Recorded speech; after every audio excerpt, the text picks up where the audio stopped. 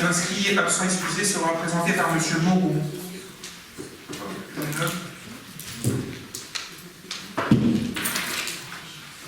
Ok.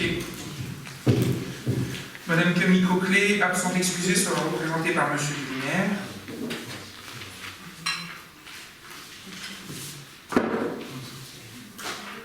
Monsieur Larsin Patrice, Madame Champion Nicole, Monsieur Moreau Jean-Marc, Madame Denis Jessica, absente excusée, je fais des piqûres. Sera représentée par Madame Cachemaret.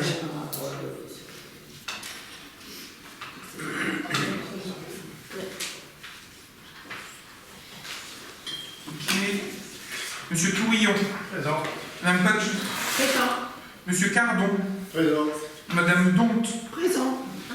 Madame Lisiane Lansard, absente excusée, sera représentée par Madame Alicin Dubocage. Hop. Hop. Monsieur Lecoq. Présent. Monsieur Silvestri. Présent. Monsieur Namor. Présent. Madame Bricou. Présente. Monsieur Ducrot. Oui. Madame le Duc Alexandra, je ne sais pas si j'ai bien pouvoir, oui, elle est là. Elle sera représentée par Monsieur Ducrot. Hop. Ça marche. Ensuite, Madame Delphine Ansard, absente excusée, sera représentée par un champion.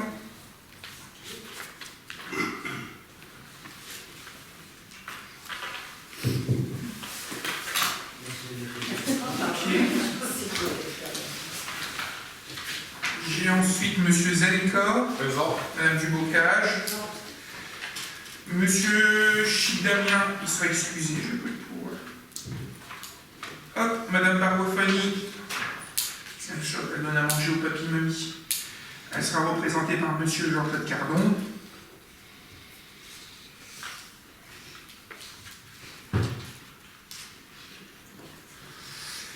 J'ai ensuite Madame Guisgan, j'ai pas eu de pouvoir, donc elle sera excusée. Monsieur Gaillet, excusé. Madame Lartige, excusée. J'ai Monsieur Vermersch, il m'a appelé tout à l'heure, il m'a dit qu'il était dans la famille, il sera excusé. Et j'ai Monsieur Fournier qui est excusé. Bien. Nous remplissons les conditions courantes, nous pouvons valablement nous réunir. Mon regard se tourne vers M. Ducrot pour assurer le secrétariat de séance. Est-ce que c'est bon pour tout le monde? Oui. C'est bon pour tout le monde, on y va. Premier point, à l'ordre du jour, l'approbation du PV du précédent conseil municipal. Pas de remarques particulières. Je peux dire que c'est approuvé à l'unanimité, je vous remercie. J'aurais dû vous dire bienvenue à Anaïs Valli, la nouvelle directrice générale des services, qui fait son premier conseil en tant que DG. Ah, vous êtes génial la dernière fois, c'était encore Cathy. C'est la mienne avant. Ah non, c'était le 7 juin, le dernier conseil. Cathy était encore là. Oui, mais elle n'était pas encore en fonction. Maintenant, vous êtes en fonction, madame. Le 7 juin, bah non. Non. Bravo. Félicitations. Et pour sa première, puisque Anaïs est devenue directrice générale des services, il y a Nathalie Foch qui a rejoint le service il y a une semaine, Une semaine. Oh, bah. jour pour jour, et qui prend la direction administrative et financière. Donc bienvenue pour Conseil Découverte. Ok, allons-y. Les informations au titre des délégations que le Conseil municipal a bien voulu me donner. Donc la décision à 9 000 € marché maîtrise d'œuvre pour la réhabilitation d'hôtel de ville avec MV2 architecte à Solferino. Le montant s'élève à 72 000 hors taxes, ce qui porte le marché à 263 213. Je rappelle, parce qu'on a vu toute l'organisation du chantier, il est fait en tranches. Donc il va lancer toutes les opérations d'appel d'offres et surtout la durée du chantier sera un petit peu plus longue. Donc forcément l'architecte et la maîtrise d'œuvre aura beaucoup plus de temps de suivi de chantier que prévu initialement. Le second, c'est avec PRK événement pour nos quartiers d'été, c'était pour l'allocation de matériel, de gladiateur, pêche au canard pour un montant de 444 €. Vous aviez un avenant numéro 1 avec la société Idéverdé sur la végétalisation de la cour de l'école Jean Maison qui portait sur le fait que nous profitions du chantier pour mettre aux normes les réseaux d'assainissement eau pluviale, eau usée dans la cour, et c'est un avenant de 20 362 € hors taxe qui porte le marché à 169 150 € 44 hors taxe. Un contrat avec MP Productions pour les films mascottes le 14 juillet pour 1800 €. Le contrat avec SLV pour la fourniture des tracteurs de 1200 €. Voilà. Vous avez en première partie sur les affaires financières une décision budgétaire modificative, c'est classique, le budget vit dans l'année, il y a des nouvelles opérations, il y a des choses qui disparaissent, il y a des choses qui sont retouchées. Notamment ici sur la section d'investissement, vous voyez qu'il n'y a pas de modification au niveau de recettes, mais vous avez forcément des arbitrages sur un certain nombre d'éléments et des vases communicants entre différents budgets. Vous voyez notamment dessus des bascules sur les frais d'études, les frais de construction, hôtel de ville, c'est de répartition, mais vous avez surtout les moins 25 900 et les moins 168 198 sur l'opération épicerie sociale et solidaire qui va s'annuler sur le budget ville et qui va être repris sur le budget CCAS. C'est le CCAS finalement qui portera et la ville positionnera le bâtiment qui est concerné par les travaux, ça ne change strictement rien aux travaux, mais le proposera au CCAS sous forme de bail amphithéotique, comme ça le CCAS prenant le bâtiment sous forme de bail amphithéotique portera sur son budget les travaux lourds de réhabilitation. Donc on annule les crédits forcément sur le budget ville et on les mettra, il y aura forcément un décalage en chantier, il sera début d'année 2025, on le fera réaliser sur le budget du CCAS, notamment en sollicitant les 95 000 € issus de la recette de la vente de l'ancien presbytère, qu'on ne pouvait pas utiliser, je l'avais déjà expliqué, si on le faisait sur le budget ville, donc c'est un montage qu'on a trouvé là. Prochainement, on sollicite le passage d'un géomètre, parce qu'il va falloir diviser le bâtiment, alors physiquement vous n'allez pas le voir, mais avoir un nouveau numéro pour dire que voilà, ce numéro de parcelle et de bâtiment correspond à un bien qui est pris par le CCAS sous forme d'un bail amphithéotique. Voilà là-dessus, le reste c'est des arbitrages qui se bougent à un certain moment, vous avez des opérations qui se terminent, d'autres qui ont dû évoluer, donc vous avez des mouvements de prix à droite à gauche et des fois même sur des opérations elles-mêmes, des écritures de régularisation entre diverses lignes qui correspondaient finalement des fois sur diverses lignes à une seule opération. Pas de questions particulières sur l'investissement, sur le fonctionnement, même chose, on n'a pas de mouvement en recette, mais vous avez des mouvements forcément en dépenses. Alors là, on est sur du détail, il y a des endroits où on va gratter, il y a des endroits où on rajoute pour rebouger. Si vous avez besoin de détails, Anaïs, c'est à votre entière disposition pour vous donner ces informations-là. Nathalie également. Je ne sais pas s'il y a des remarques particulières pour CDM. Est-ce qu'on vote les deux en même temps? Oui. Oui. Des remarques, des abstentions? Avis contraire, c'est votre unité, je vous remercie. Vous avez comme chaque année le solde des subventions versées aux associations. Souvenez-vous, on les vote en deux temps. Il y avait uniquement que la SUTT qui n'avait pas eu sa première partie, puisqu'on avait demandé, comme pour toutes les associations, et c'est un principe qui n'est pas obligatoire, mais qu'on se donne ici à Kérochon, que le siège de l'association soit fixé sur une adresse dans la commune ou à l'hôtel de ville. Voilà. Il y a des associations qui mettent leur siège à l'hôtel de ville. Donc là où on vote la subvention complète d'un coup à ce niveau-là, et vous avez des soldes à virer. Prendre note également pour que les associations qui aiment prochain pêche compétition et les majorettes blanc-moineau ont 40 € pour les frais d'entretien. Souvenez-vous que l'année dernière, l'association qui aura un usage exclusif d'un local qui n'est pas partagé, la commune ne fait pas le nettoyage, on ne fournit pas non plus de produits, parce que s'il y avait une utilisation détournée des produits à un accident, notre responsabilité pourrait être engagée, mais on donne une petite subvention autour de 40 € pour qu'ils puissent assurer un nettoyage, acheter un petit peu de matériel chaque année. Vous avez les soldes, donc les subventions 27 septembre dessus, qui sont reprises. Je ne sais pas s'il y a des remarques particulières. Il y a des gens qui doivent se déporter pour des associations, conseil d'administration ou non, dans des CA, personne. Ah si. Non. Senior, non. Je suis pas dans le bureau, mais je suis dans le CA. Si, voilà. Moi aussi. Voilà. On est deux. Sur les seniors Et non, uniquement, on est sur trois, Ah, le reste, on est personne d'autre. Et on est trois. Allez aussi. Et ok, 3 personnes pour le CA, pour les seniors dynamiques, sinon pour les autres, vous participez. Non, Moi, oui. c'est le don du sang, j'aime bien. Don du sang? Ok, donc tu n'as pas participé pour le don du sang, mais pour le reste. Sinon, je ne fais pas une par une, sinon c'est un cinéma monumental. C'est bon pour tout le monde? C'est voté à l'unanimité, je vous remercie. Vous avez, comme chaque année, les subventions aux associations qui ont participé au 14 juillet. Vous avez la liste à hauteur de 150 € à chaque association reprise dans la liste. Je ne sais pas s'il y a des remarques. Non, c'est bon pour tout le monde, c'est voté à l'unanimité, je vous remercie. Nous augmentons un petit peu les participations, les remises de prix pour le concours des maisons fleuries, parce qu'on les avait revotées l'année dernière. Là, c'est vrai qu'elles étaient assez basses, donc on a augmenté chaque tranche de 10 € à ce niveau-là. Sinon, rien n'a changé, pas de questions particulières. C'est bon pour tout le monde. Super, merci. Vous avez l'avenant qui vient, l'avenant de session soldant sur la convention opérationnelle ILO Equipart avec EPF Donc vous avez ce dernier avenant à signer qui reprend notamment un morceau de terrain qui est sur la commune de Crépin. Souvenez-vous, on avait eu des échanges qui ne pouvaient pas rentrer dans la concession d'aménagement parce que la concession d'aménagement ne peut pas se porter sur un territoire communal autre, sauf que la convention couvrait aussi, par logique, l'ensemble du site équipard et qu'une partie de ce site est sur la commune de Crépin. Donc il y avait eu des discussions qui avaient été entamées à l'époque avec l'ancienne municipalité, des discussions avec la nouvelle municipalité également qui nous ont dit voilà, que je n'étais pas intéressé. EPF avait pris également contact et Norcem pour proposer un projet, mais la commune n'a pas donné suite. Donc en sortie d'opération, on doit reprendre ce foncier-là. On l'a négocié, c'était à peu près 110 000 €, on arrive à l'avoir à 30 000 €.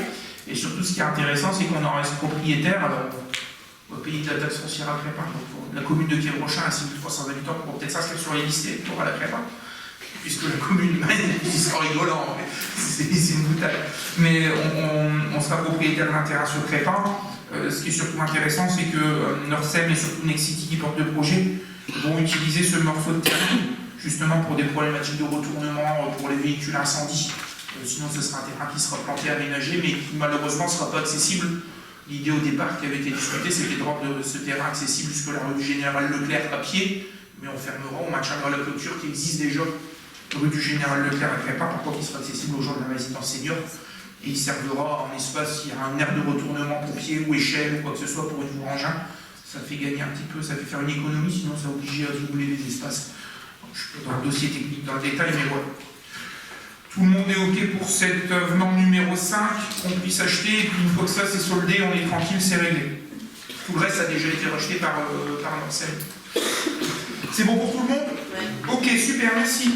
Recensement des voiries communales, effectivement, chaque année nous devons déclarer à l'État les voiries que nous avons déclarées l'année précédente dans le domaine public. En 2023, nous avons déclaré dans le domaine public un certain nombre de parcelles qui correspondent aux voiries des rues de la Faïencerie, des rues des Verriers, de la rue Nelson Mandela. Niveau-là. Souvenez-vous notamment du fait qu'il y a des travaux d'assainissement réalisés, que L'Oréal nous a dit où les travaux d'assainissement, je dois réaliser une canalisation qui se soulève à un endroit. Je les réalise que si elles sont dans le domaine public, or elles ne sont pas dans le domaine public. Donc on les a déclassées l'année dernière, et puisqu'elles sont déclassées dans le domaine public communal, on peut aujourd'hui les ajouter dans les routes communales éligibles à la dotation globale de fonctionnement, la DGF. Donc on aura peut-être une petite augmentation à la marque, la DGF l'année prochaine. Mais voilà, les prochaines opérations de voirie de ce type-là, ça sera sur tout le secteur des vanneaux, puisqu'on est en train de finaliser, on a quelques retouches à faire, notamment aussi sur des abords avec SIGH. Donc on déclarera peut-être en 2024 ou début d'année 2025 cette opération-là, ce qui nous permettra pour l'année suivante, en fonction de l'année de déclaration, de les déclarer aussi en linéaire de voirie communale éligible à la DGF. Pas de remarques particulières. Bon, 392 mètres linéaires, c'est pour ça qui change la dotation financière globale. C'est bon à l'unanimité? Super. On a ensuite une autorisation de cession de la parcelle AB 457. Vous avez l'avis des domaines avec le plan et le prix à la société Imaldi, qui est en train de maîtriser pas mal de fonciers à l'angle des rues des Hauts-Bois et de la rue Jean Jaurès pour déplacer son magasin notamment. Donc on est en discussion avec eux depuis un peu plus de 18 mois. Aujourd'hui, il s'avère qu'il y a une des parcelles parmi d'autres parcelles qui sont en cours de maîtrise par Aldi, que la société Imaldi, c'est la succursale immobilière du groupe Aldi, souhaite acquérir à la commune. On a fait une évaluation domaniale qui fait que le prix est à 20 € du mètre carré. On a une proposition d'Imaldi à 24,24 €. C'est bien les Allemands, ça, c'est un parallélisme des formes. 24 € et 24 centimes le mètre carré. On vous propose de vendre cette parcelle de 1647 mètres carrés à la société Imaldi, qui prendra en plus tous les frais d'arpentage à sa charge. Globalement, aujourd'hui, Imaldi est en train de maîtriser ce qu'on appelle l'ancien contrôle technique au Marbrine, qui est plus lui, qui a son fils d'ailleurs, le marché de Djurdjoura, plus les terrains à côté du marché de Djurdjoura et des terrains également à l'arrière sur lesquels on avait un regard attentif pour poser une centre de secours. Mais où finalement, avec les sapeurs-pompiers, on va pouvoir positionner le centre de secours toujours à cet endroit-là, mais au lieu de le faire avant Aldi, on le fera juste après Aldi, à la limite de Crépin. Donc ça ne met pas du tout en question le projet qu'on avait à ce niveau-là. Tout le monde est d'accord pour cette vente? Oui. C'est bon pour vous? Impeccable, merci pour cette unanimité. Vous avez des extensions de modalités d'annualisation du temps de travail pour le pôle éducation.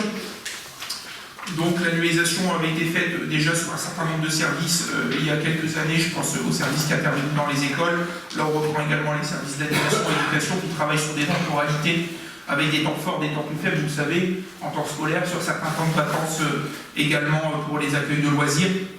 L'objectif, c'est de valider ces extensions de modalités d'annualisation. Il y a eu une année d'essai l'année dernière, l'année a été concluante et il y a eu des retouches qui ont été faites. Ça a été présenté au comité social territorial qui a donné un avis favorable sans difficulté avec les représentants du personnel. Il suffit qu'on le valide ensemble. 1er janvier 2025. C'est bon pour tout le monde? Oui. Très bien, merci pour cette unanimité. Nous avons une modification du tableau des effectifs permanents. Même chose qui était soumise au CST, avec des suppressions de postes et des ouvertures de postes. Chacun a fait le point. On en passera au prochain conseil également, dans le sens où en fait celui-là aurait dû être fait l'année dernière, puisque chaque année, à peu près en septembre, on évalue les personnes qui peuvent avoir un avancement de grade au niveau de la commune. Des personnes qui ont quitté, des personnes qui sont aussi des postes qui sont vacants et dont on n'a plus l'utilité, sauf que les personnes qui ont eu un avancement de l'année dernière n'ont toujours pas été nommées. Donc pour ne pas perdre leur bénéfice, on va faire cette modification du tableau en supprimant un certain nombre de postes vacants, en ouvrant des nouveaux pour positionner très rapidement, avant la fin d'année 2024, les personnes qui ont bénéficié en septembre 2023 d'un avancement de grade. Et pour le prochain conseil, on délibérera pour les gens qui bénéficieront ici cette année en 2024 d'un avancement de grade, mais qui seront positionnés en janvier 2025. Voilà sur ces postes-là, pour chaque tableau des effectifs le plus à jour possible, hein, c'est du classique, si on laisse très peu de postes vacants ouverts, sinon c'est des postes qu'on devrait budgéter. Donc voilà, le but c'est de tenir quelque chose au plus carré. Je ne sais pas s'il y a des remarques particulières. Non. Pas de remarques particulières, on peut dire que c'est voté à l'unanimité. Oui. Super. Vous avez une modification du règlement intérieur du personnel. Simplement, on a modifié un certain nombre, personnel de la ville et personnel du CCAS. Il y a un certain nombre d'éléments qui ont été modifiés, qui ont donné un avis favorable du CST. On a notamment pris en compte le fait que nous sommes passés à 37 heures de travail hebdomadaire. Il y a eu une modification cette année, puisque année bissextile, il y avait une journée de congé en plus, donc on a proposé de faire un pont le 16 août, puisqu'on est en période creuse, c'est là où il y a moins d'activité. C'est très très calme sur le secteur, donc les gens, puisque le 15 août tombait un jeudi, ont pu faire le pont le 16 août, et beaucoup avaient posé le samedi matin, pour ceux qui travaillent le samedi matin. Donc on avait quelques modifications à faire et à positionner dans le règlement intérieur qui ont été mises à jour à ce niveau-là. Avis positif du CST également. Je ne sais pas s'il y a des remarques particulières. C'est voté à l'unanimité. Je vous remercie. Il y a un écho à ma gauche. On vous propose une revalorisation des cartes cadeaux. Qu'on donne en fin d'année à notre personnel. C'est vrai que c'est mis en place depuis quelques années. À hauteur de 50 € depuis 2020, pour le coût de la vie a augmenté, et puis il y avait déjà eu une remarque ou deux à CST, ça serait bien de revoir l'augmentation du prix des cartes cadeaux, donc on fait une proposition pour les passer de 50 à 75 € par agent. Ça représente à peu près un coût de 3 000 € sur le budget de la collectivité, c'est pas le bout du monde, mais bon voilà. Pas de problème particulier là-dessus. On n'a pas sollicité le CST, on les informera, mais je pense qu'ils sont déjà informés. Ils vont être très contents. Oui, non, ils en avaient parlé, mais on n'avait pas validé dans la forme. On avait dit on regardera ce qu'on peut faire. C'est fait. Au dernier CST, on a validé aussi l'approbation de la charte des ATSEM qui a été réalisée à la fois par le service, je remercie Colline Mouret, les personnels ATSEM, mais également avec nos partenaires de l'éducation nationale dans les écoles maternelles. Ça permet de repositionner un peu tout le monde, puisque vous savez qu'elles ont un statut un peu spécifique, dans le sens où elles interviennent dans les écoles maternelles, sous l'autorité de la directrice d'école, mais qu'en même temps, leur autorité territoriale, c'est le maire, alors via leur hiérarchie. Donc c'est des fois compliqué, et on reprend un certain nombre d'éléments. Donc ça a été défini pour que ce soit un peu plus au carré. Tout ce travail a été fait là, mais c'est aussi pour les directrices d'école. Si demain il y aurait des mouvements, elles savent aussi se repérer dedans, pour savoir comment elles doivent agir avec les ATSEM, notamment dans leur organisation au quotidien. Alors on a mis ATSEM et agent en fonction d'ATSEM, parce que des fois vous avez des adjoints techniques qui font du boulot d'ATSEM. Donc voilà. Je ne sais pas s'il y a des remarques particulières, il y a un avis favorable du CST aussi. Non, c'est bon pour tout le monde. Super. Vous avez la délibération cadre d'organisation de la classe de merde 2025, donc, qui se déroulera du 2 au 6 juin 2025, pardon, j'ai des bêtises, du 2 au 6 juin 2025. Vous avez la tarification qui n'a pas augmenté, on la prend en charge, ce qui est proposé aux parents selon le montant d'impôt sur le revenu. Vous aurez cette année un coût qui sera supérieur, enfin en 2025, un coût supérieur à 2024, puisque potentiellement vous avez combien de CM? Là, il y a 89 enfants. 89 enfants, vous voyez, c'est même plus 87. Susceptible, après il faut avoir le nombre d'inscrits, mais globalement ça sera 87, alors l'année dernière ils étaient... Oh, ils étaient clairement même pas 50. Donc forcément, budgétairement, oui, vous avez... Alors c'est compliqué en ce moment avec l'éducation, parce que vous avez des années où il y a des classes qui se ferment parce que vous passez de 90 élèves qui font 3 classes à 70 élèves qui font 2 grosses classes finalement. Et puis l'année suivante, tout d'un coup, vous avez vos effectifs qui reprennent pour la même tranche d'âge 25 élèves. Donc vous avez des fermetures, ouvertures. Donc là, on arrive sur une tranche où il y a eu beaucoup de naissances. Alors je sais pas, ces enfants-là, ils ont une dizaine d'années, donc ça va être 2015.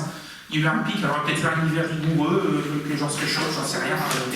Mais qui a fait un pic de naissance et il faut que vous les retrouvez un moment dans votre situation, mais à côté de ça, dans quelques années, on aura beaucoup moins de gamins parce que par exemple, il y a des classes en CE1 qui se ferment parce qu'il y a un trou d'âge à ce niveau-là et vous les retrouverez quand ils arriveront dans 2-3 ans en CM2 aussi à ce niveau-là. Donc voilà, vous aurez un gros coût complémentaire pour l'année prochaine. Vous voyez qu'on est déjà un budget prévisionnel autour des 46 000 €.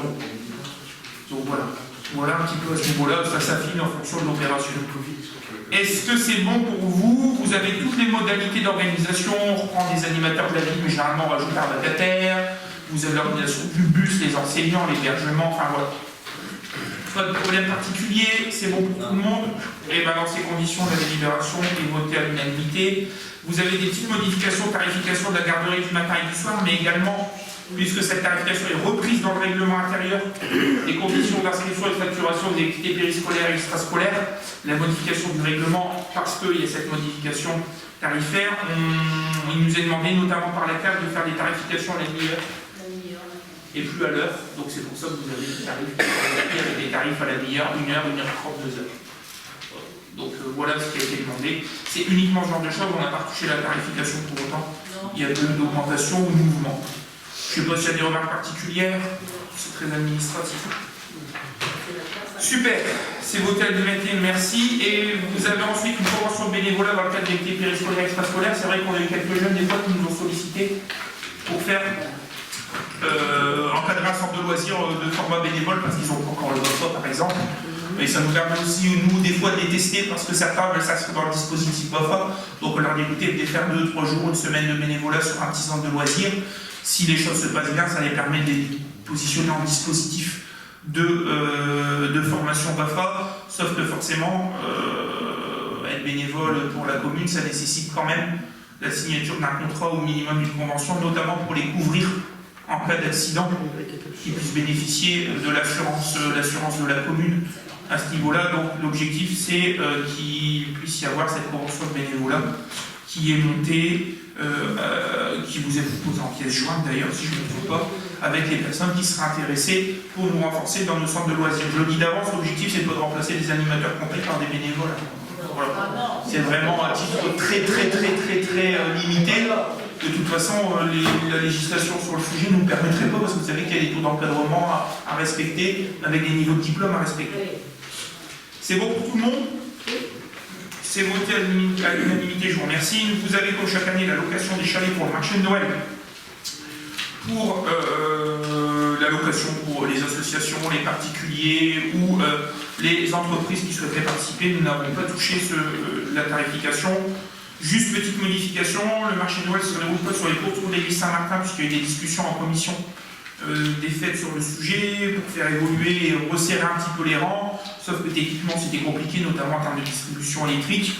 Donc on le teste cette année sur la place Doumer, qui est un petit peu plus facile pour positionner un certain nombre de choses, qui permet aussi de profiter de la salle des fêtes qui n'est pas trop loin pour les artistes, et qui nous permet de tirer un feu d'artifice depuis la cour de la salle des fêtes, parce qu'en fait c'est compliqué si on veut tout faire cohabiter au même endroit. Si les choses se passent bien, on verra si on renouvellera les éditions à cet endroit-là. Et si on déplacera, puisqu'il y a plusieurs événements qui sont là-bas, les événements qui se faisaient là, comme le marché de culture, on a déjà fait la fête de la musique à d'autres endroits. Si on fait la décision de faire le marché de Noël là-bas et éviter qu'il y ait trop d'événements concentrés tout le long de l'année au même endroit.